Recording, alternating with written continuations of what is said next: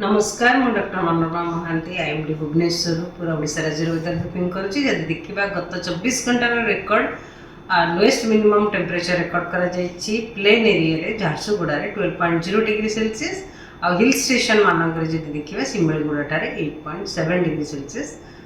Minimum temperature record करा जायछि ता सहित अति घन कुहुड़ी मध्य पारादीप ठारे देखा जायछि आउ टेम्परेचर मिनिमम टेम्परेचर जदि देखा आमर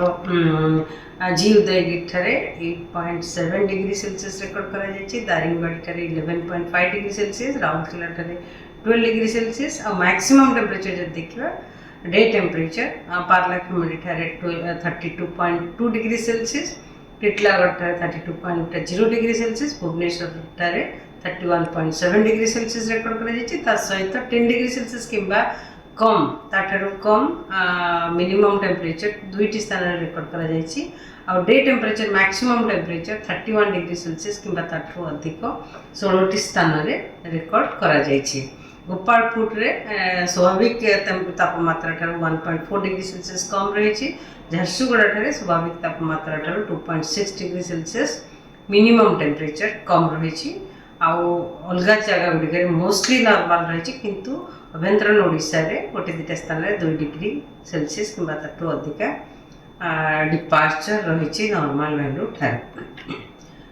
वर्तमान विशेष किसी पाणीपाग स्थिति नहीं से आगामी 7 दिन पर्यंत पाग मुख्यतः शुखिला रही संभावना रही वर्षा होबार विशेष संभावना ना वार्निंग भी वर्तमान कुहुड़ी वार्निंग ना कि कोल्ड किसी वार्निंग जारी करा जाए ना किंतु आगामी 5 दिन पर्यंत कुहुड़ी हल्का मध्यम कुहुड़ी देखा संभावना रही जमतीक आम उपकूलवर्ती अंचल जिला गुड़िक पुरी खोर्धा केन्द्रापड़ा भद्रक बालेश्वर और जगतसिंहपुर जिले में धीरे धीरे आम उपकूलवर्ती अंचल कुहुड़ी धीरे धीरे चलीजार संभावना रही किंतु आगामी 4-5 दिन कुहुड़ी रही संभावना रही तेटू हल्का मध्यम कुहुड़ी न्यूनतम तापमात्रा जदि पूर्वानुमान करवा तेबे आगामी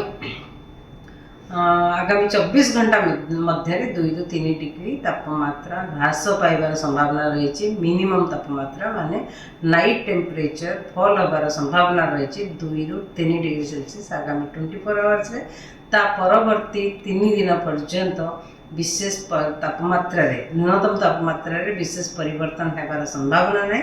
ता परवर्ती समय रे 2 ରୁ 3 डिग्री बढ़िबार तापमात्रा रे वृद्धि होबार संभावना रही रात्रि तापमात्रा वृद्धि होबार संभावना रही धन्यवाद।